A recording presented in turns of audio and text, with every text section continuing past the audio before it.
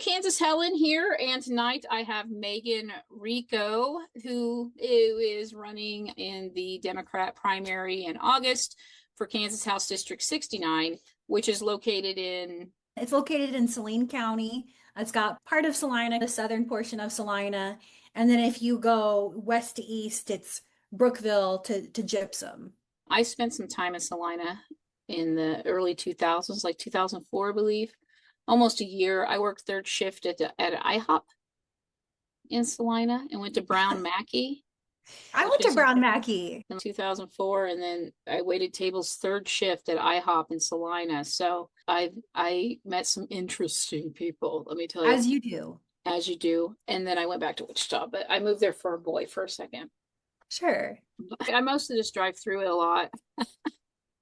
I was born and raised here, so this is really the only hometown I've known. I have left a couple times, nothing longer than 9 months. My co-parent is active duty military. He's in the army. And Mm. so there have been a couple times we were either getting ready to PCOS or we did for a short period of time. And I would say Salina does have its own flair. The general area, Central Kansas, has its own vibe and flavor, if you will. I love it enough to come back every single time, and I don't have any plans to leave. And are your people all there? A majority of my people are, especially on my mother's side of the family.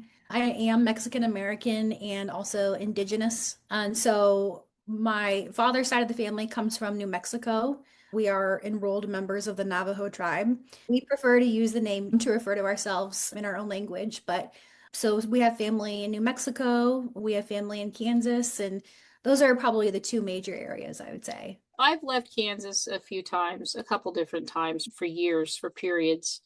And I always get brought back by my people. And then the last time it was like my kids, and then my kid had a kid.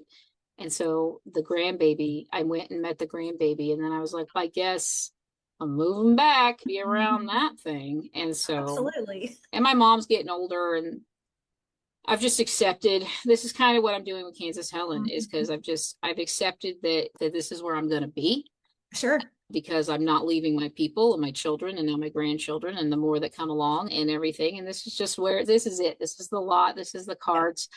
And I'm just going to accept it. And then, but that means I now need to work on doing whatever it is that I can to Sure. help make it better. And I can't run for office because, like I was saying before I hit record, I'm not going to knock doors and make phone calls. I'm a behind the scenes person. Even as a campaign manager, I tell them, don't say my name, just say campaign manager. And then at events, I'm just kind of like another person. Like I have no desire for people to know who I am, but like in the grant, like large amount. I'd like the people in the political sphere to know who I am and Sure. stuff like that, and like citizens to know about my work and stuff. But as far as who I am, I really don't. People know Kansas Helen, they don't know Helen Riker, right? Mhm. And so I'm like, that's good. That's fine. I'm fine with that. No, I can relate to that.